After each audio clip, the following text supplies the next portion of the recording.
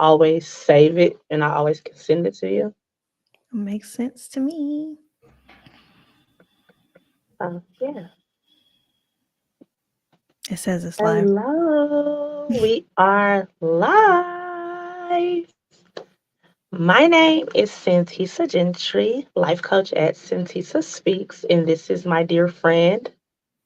Dr. Davis. I am a psychologist in the Dallas, Texas area, and I own Heal to Ear, which is a private practice out here. Awesome. So we're going to jump right in. I don't know if you all seen where I've said today would be just about talking about life coaching and therapy. What are they? What are the similarities? What makes them different? Just kind of busting through all the myths is the point of this conversation. It still will just be a 30-minute chat, but nonetheless, from two people who have both had therapists and also both have had a life coach. Mhm. So we're well versed in each area.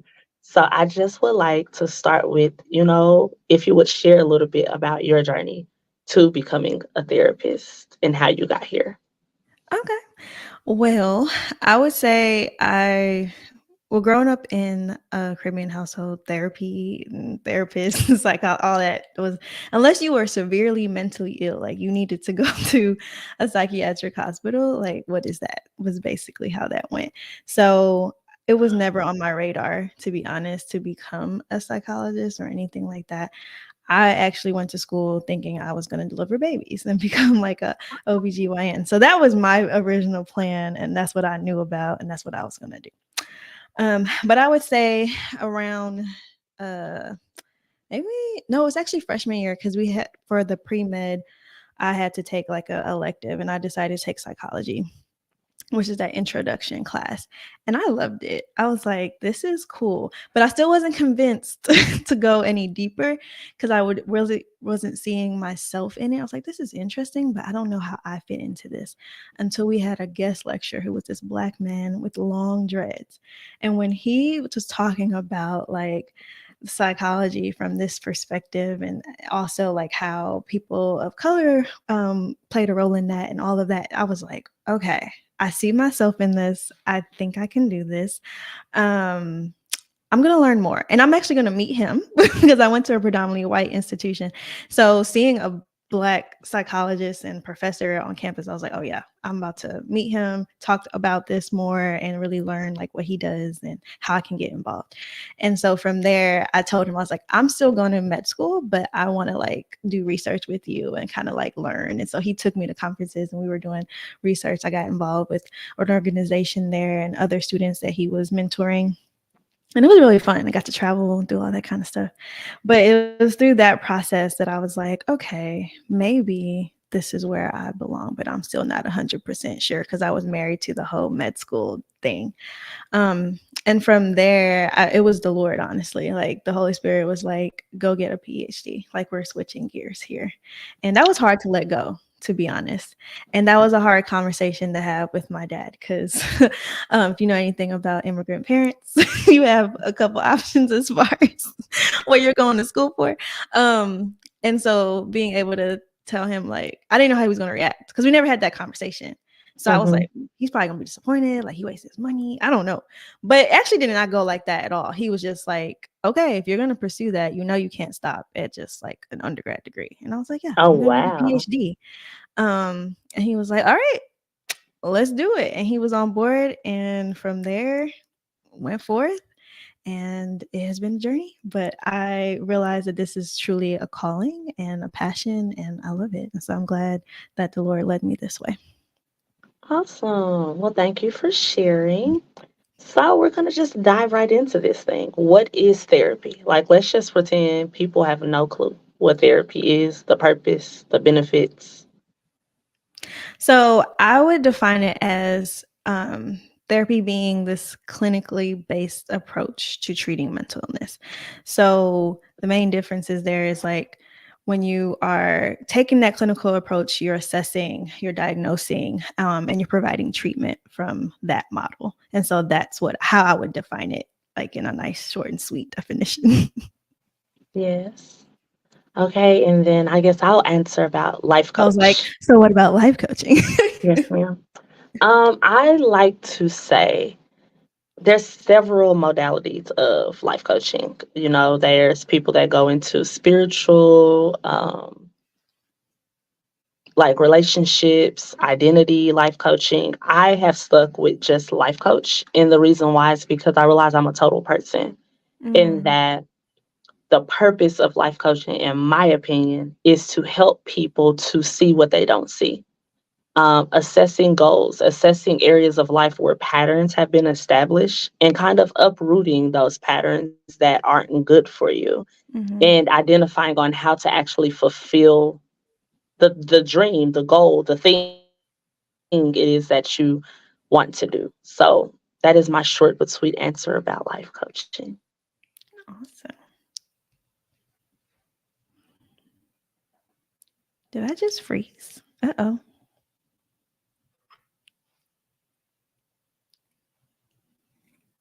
What happened? Can you see? Can you hear Okay. me?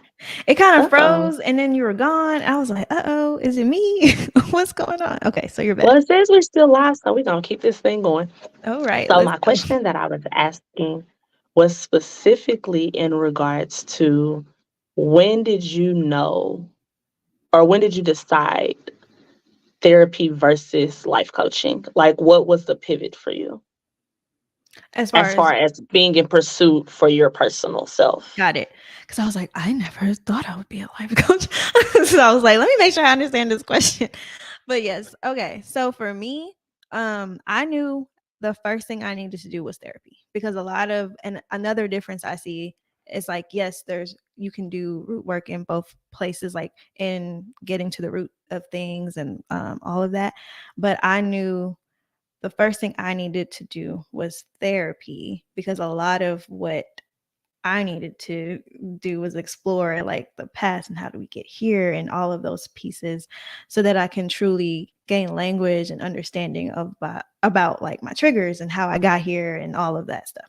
So that was what I knew needed to happen first. How I knew now we're ready for coaching is after doing that work, I was like, okay, now I have an idea of my triggers. I got coping skills. I have come a long way. I'm in a better place. I feel a lot more healed, not finished, but a lot more healed. I feel like it's a good time to go ahead and take a break with therapy. But I still don't think that I just need nothing. So I still have goals that my therapist gave me, and I need some accountability with that, with someone who is sensitive to that process, but not necessarily a therapist.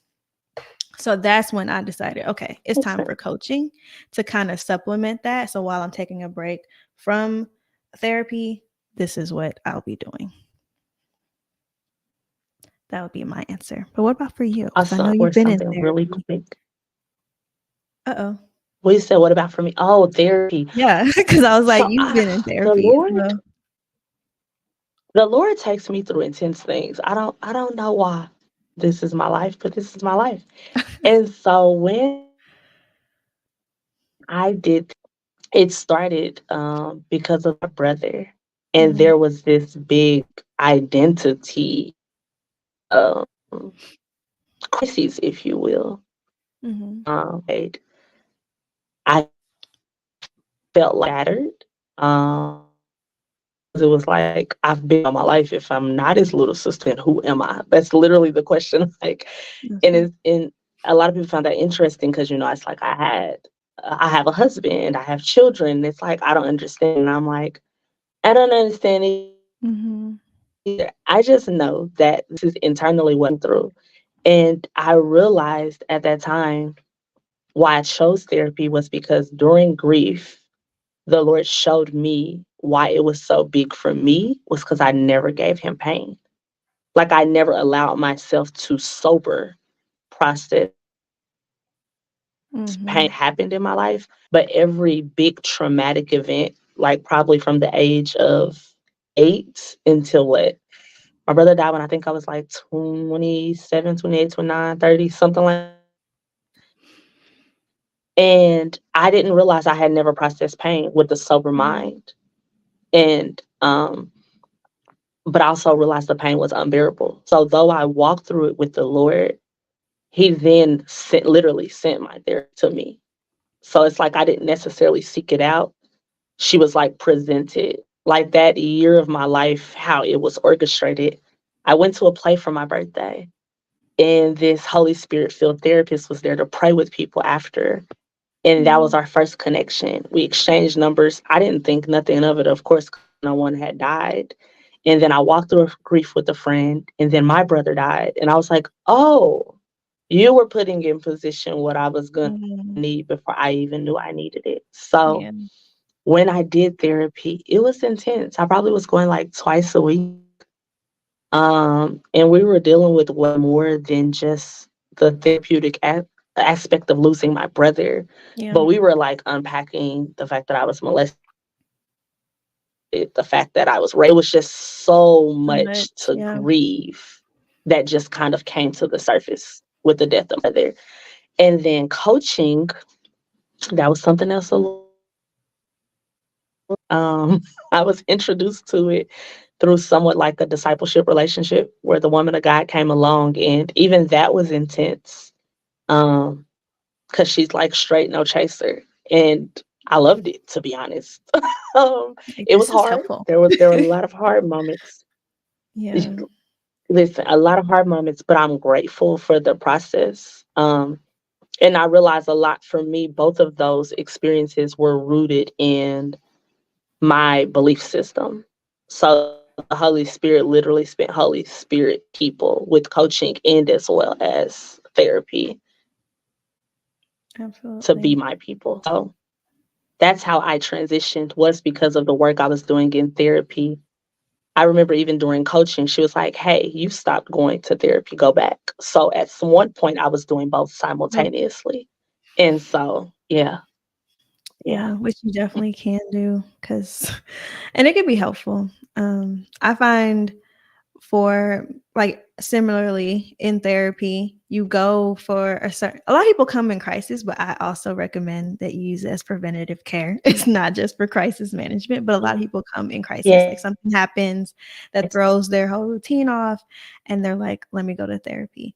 And like you, as you're in therapy, it's not just about that crisis or what just happened. Like it goes deeper and you realize like how all these things are connected, and you start doing that exploratory work. So yeah, similar experience there. Yeah. And it's like yes. No, something good that you said earlier was, like, you explored the past, how I got here. Mhm. And I often hear people relate that to therapy. That's the why, is dealing with the things of the past. And then they talk about coaching, and it's like, well, that's going forward. Not that both can't help with one another, but I thought that was good. That was something that you even used in your language, Yeah, if because that that's how makes I see sense. it. Um I see coaching as like that moving forward, that hearing more like, okay, what are we doing now and how are we going to go forward, while therapy will help explore like how you got stuck, like what's keeping you from moving forward in that way because of the past stuff that we need to process and that we kind of haven't dealt with. So I think they work well together, to be honest. And they also, how I'm doing it now, where it's like you could do this in one season, take a break while you're doing this. So there's no like wrong way. But I feel like Right. they can work together a lot of times.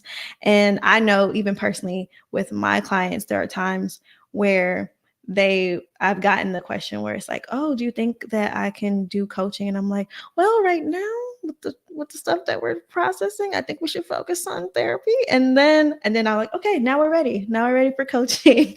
So there's that piece as well. Well, see, that was even good that you're helping them identify where they are Hmm. in the progress that's being made. I think that's what I really enjoyed about therapy, is the times coming and getting the reflection of, oh, you're doing better. And it's like, am I I?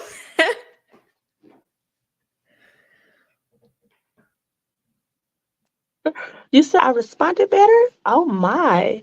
I had no idea. And so that's super encouraging in my opinion. And I'm glad that you even highlighted that that's a part of therapy. I think because one of the things that I hear in the negative connotation within the Black community is like there's this weakness if you have to go to therapy, or Mm. you're crazy if you go to therapy. Can you kind of explore that myth, if you I think will? it goes back to, again, a lot of people only know about like the medical model of things like psychiatric hospital and psychosis. And so mental illness and extreme mental illness at that. And you don't think of the everyday things as being something that is worth treating and worth talking about as well.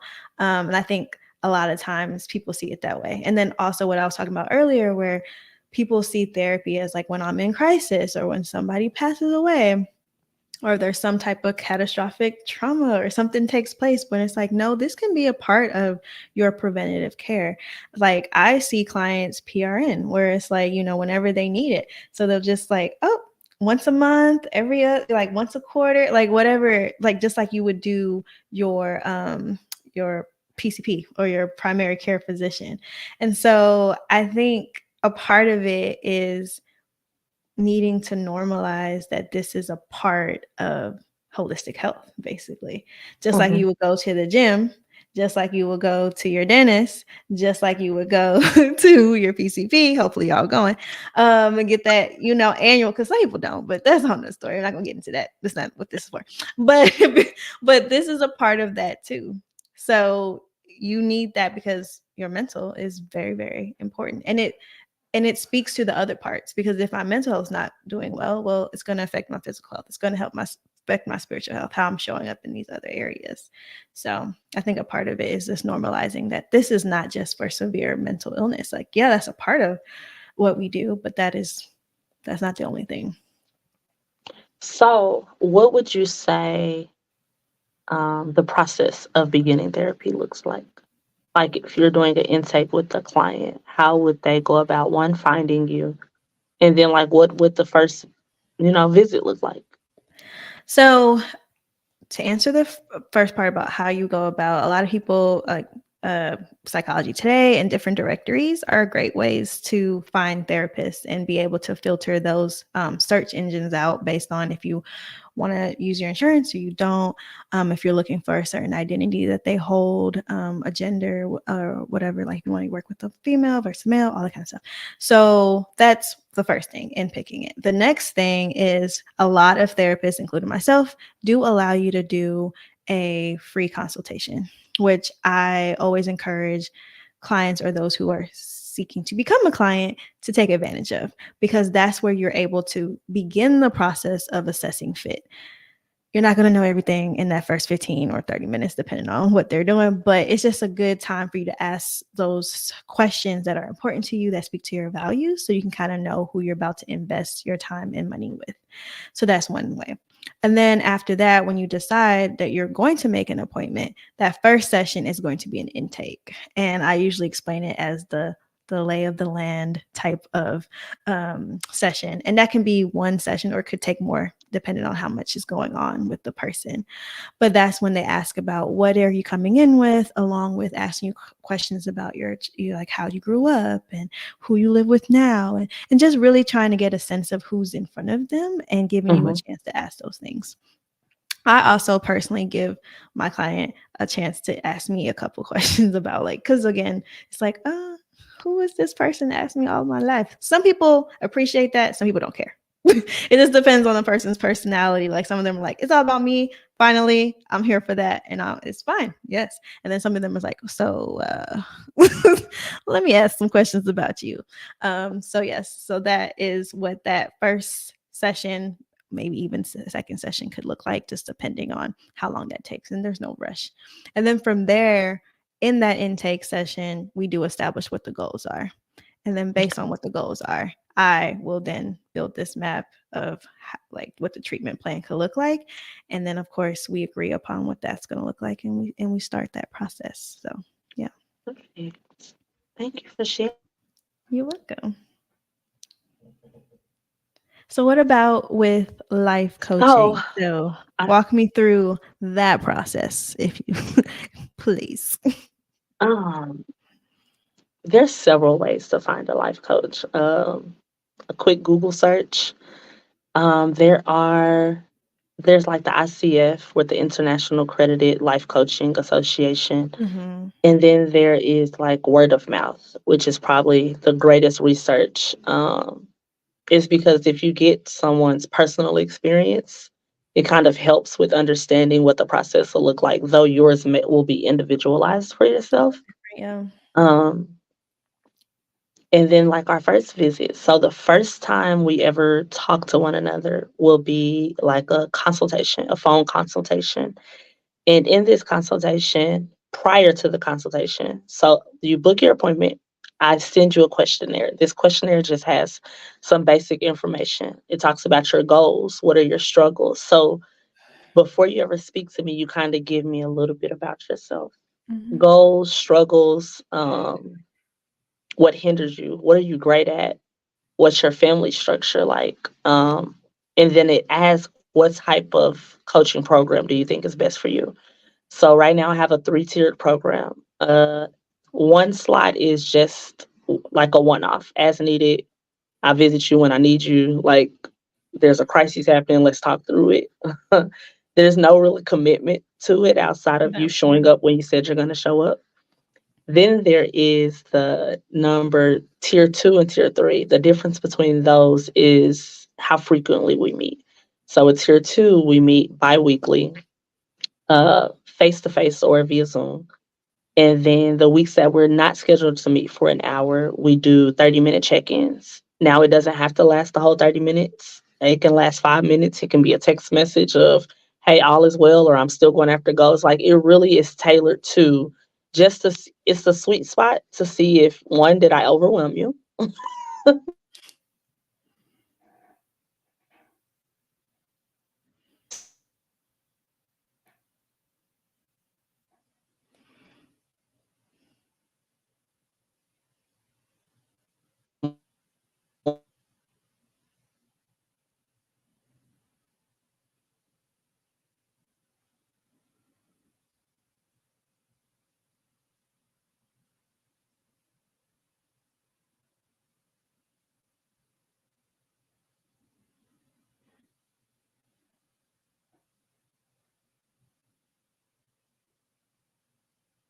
And it looks like I froze. Did I keep talking? Did you Yeah, hear? now you're back. There we go. Praise the Lord.